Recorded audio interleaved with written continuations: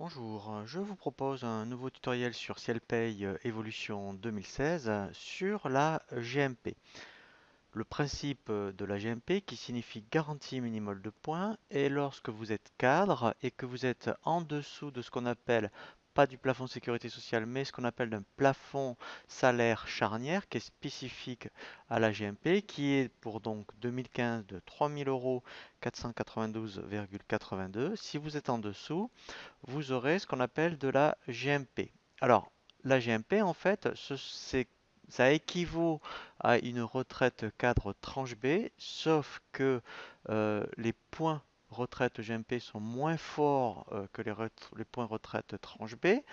Les taux de cotisation de la GMP sont les mêmes que la retraite tranche B. Et on va voir justement si on est vraiment en dessous du plafond sécurité sociale. Dans ce cas-là, eh bien, vous aurez que de la GMP.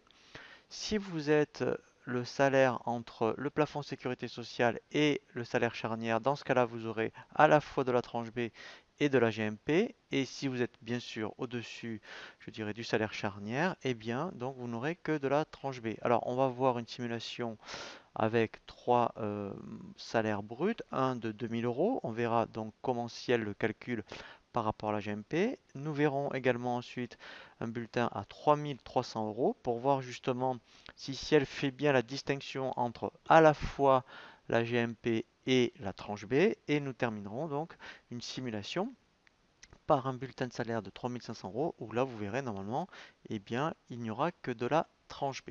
Alors, tous les ans, donc on connaît la valeur de la salaire charnière à peu près au mois d'avril. Donc tous les ans, il faudra mettre à jour une variable qui s'appelle BMGMP.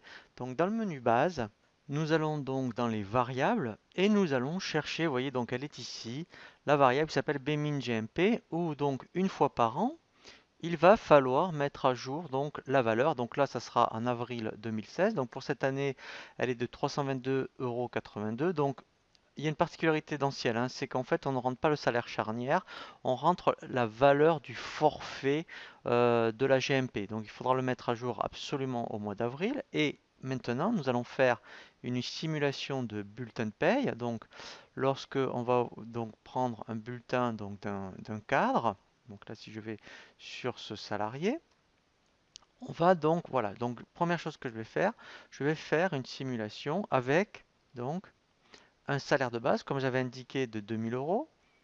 Donc, quand je vais aller dans l'onglet NIL, voilà, je vais faire calculer et on va voir comment lui le calcule. Donc là, normalement, vous allez voir, il ne calcule que de la GMP. Voilà, ici, vous voyez, donc je n'ai pas de retraite tranche B et j'ai vraiment donc de la GMP.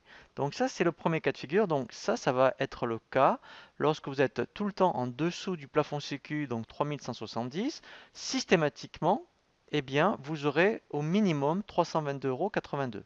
Maintenant, je vais prendre un autre exemple. Je vais prendre donc un salaire de base ici de 3300 euros. Donc là, en fait, comme c'est, vous voyez, au-dessus du plafond sécurité sociale, mais en dessous du salaire charnière qui est de 3400,92 €, vous allez voir que on va avoir quand même voilà, donc là, il fait vraiment très très bien son travail.